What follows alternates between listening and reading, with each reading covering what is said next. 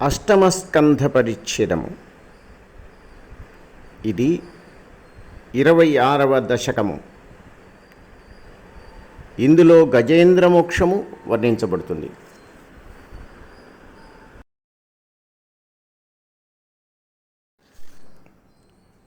ఇంద్రద్యుమ్నః పాండ్యఖండాదిరాజః త్వద్భక్తాత్మా చందనాద్రౌ కదాచిత్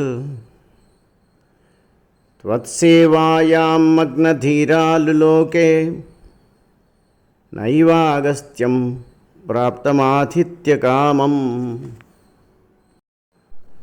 పూర్వకాలంలో పాండ్యదేశమును ఇంద్రద్యుమ్నుడు అనే రాజు పరిపాలిస్తూ ఉండేవాడు. అతడు నీకు చాలా గొప్ప భక్తుడు.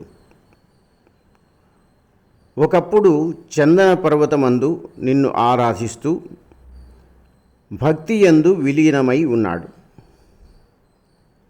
అప్పుడు అదే సమయంలో అక్కడకు అతిథిగా అగస్త్య మహర్షి వచ్చాడు. కానీ ఆ పాండ్య మహారాజు ఇంద్రద్యుమ్నుడు అతన్ని గమనించలేదు. కుంభోద్భూతి సంహృత క్రోధభారః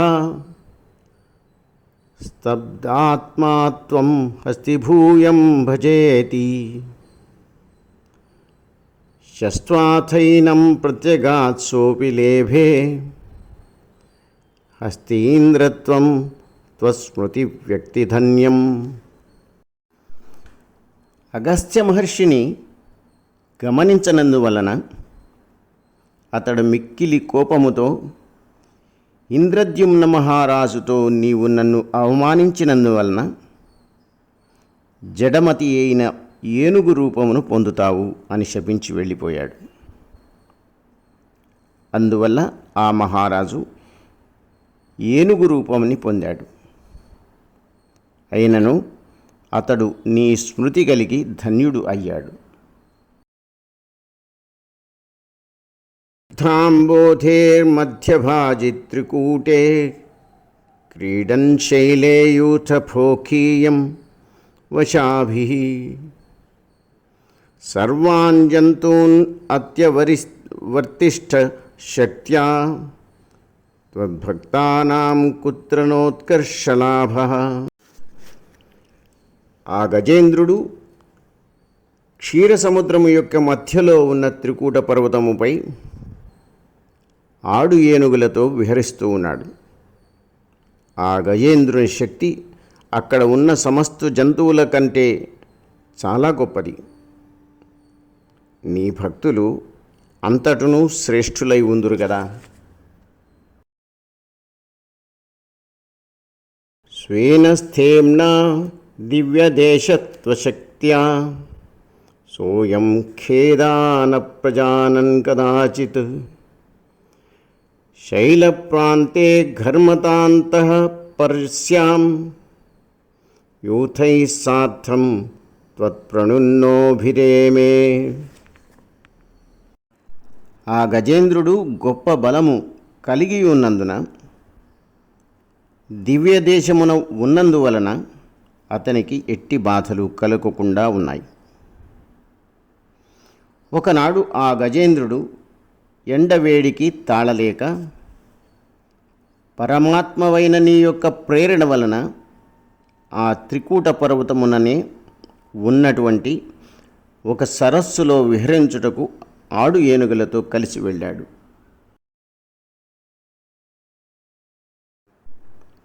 హూహూస్తావద్దేవలస్యాపి శాపాత్ గ్రాహీభూతస్తజ్జలే వర్తమానః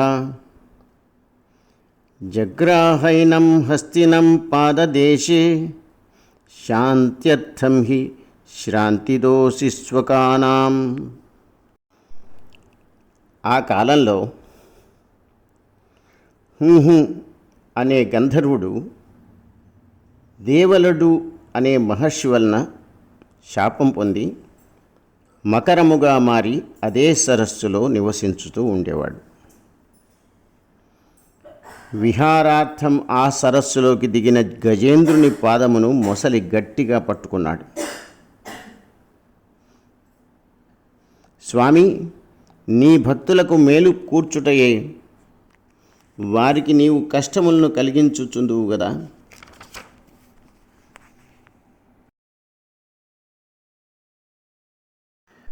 త్వత్సేవాయా వైభవాద్ దుర్నిరోధం యుధ్యంతం తం వత్సరాణాం సహస్రం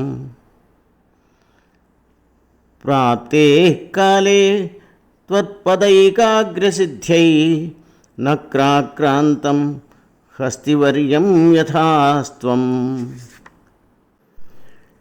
గజేంద్రుడు పూర్వజన్మలో చేసిన నీ సేవల వలన ఎడతెగకుండా కొన్ని వేల సంవత్సరములు ఆ మకరంతో యుద్ధం చేశాడు. స్వామి, మరల నీ చరణాబ్జ సేవ చేయటం కోసం ఆ గజేంద్రుని ఈ విధంగా మకరాక్రాంతుని చేసినావు కదా. ఆర్తివ్యక్త ప్రాక్తన జ్ఞానభక్తి శుండోక్షిప్తై పుండరీకై సమర్చన్ పూర్వాభ్యస్తం నిర్విశేషాత్మనిష్టం స్తోత్రశ్రేష్టం సోన్వగాదీత్ పరమాత్మ ఆర్తికి లోనైనాడు ఆ గజేంద్రుడు.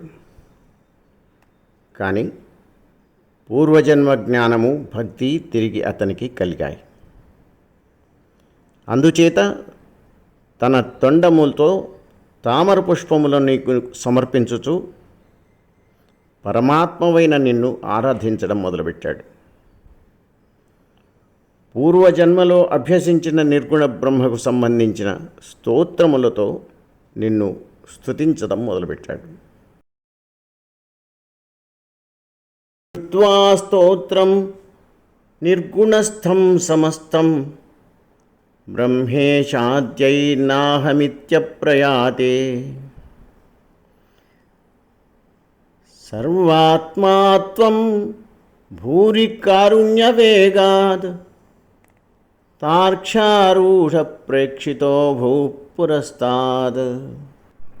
నిర్గుణ బ్రహ్మ విషయకము అయిన ఈ స్తోత్రములు విని బ్రహ్మదేవుడు మొదలైన దేవతలు ఈ స్తోత్రము తమకు సంబంధించినవి కాదని అతనిని రక్షించుటకు బయలుదేరలేదు. కానీ సమస్త ప్రాణికోటికి ఆత్మస్వరూపుడవైన నీవు మిక్కిలి దయతో గరుత్మంతుని అధిరోహించి ఆ గజేంద్రుని ముందు ప్రత్యక్షమైనావు. తీంద్రం తం హస్తపద్మేన ధృత్వా చక్రేణ త్వం నక్రవర్యం వ్యదారీః గంధర్వేస్మిన్ ముక్తశాపే సహస్తి త్వత్సారూప్యం ప్రాప్య దేదీప్యతే స్మ. పరమాత్మ, నీవు నీ చక్రముచే ఆ ముసలిని చంపివేసినావు, ఆ గజేంద్రుని ఉద్ధరించినావు, నీ అమృత హస్తములతో నిమిన్నావు. అప్పుడు మొసలి రూపంలో ఉన్న ఆ హూహు గంధర్వునకు శాప విముక్తి కలిగినది. గజేంద్రుడు సారూప్యముక్తిని పొంది తేజరిల్లాడు. ఏతద్వృత్తం త్వాం చ మాంచ ప్రగేయో గాయేత్ సోయం భూయసే శ్రేయస్సే స్యాత్ ఇత్యుక్త్వైనం తేన సార్థం గతస్త్వం ధిష్ణ్యం విష్ణో పాహి వాతాలయేశ. ఉషకాలములో లేచి నిన్ను నన్ను స్మరించుచు ఈ గజేంద్రమోక్ష వృత్తాంతమును గానము చేసిన భక్తులకు మిగుల శ్రేయస్సు కలుగుతుంది అని ఆ గజేంద్రునితో పలికి నీవు అతనితో సహా వైకుంఠమునకు పోయినావు. పవనపురాధీశ, ఓ మహావిష్ణు, నన్ను కాపాడరాదా?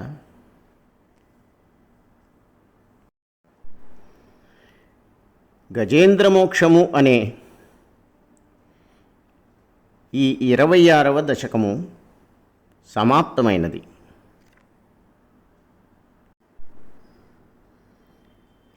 భగవంతుడు తన భక్తులను ఎలా రక్షిస్తాడో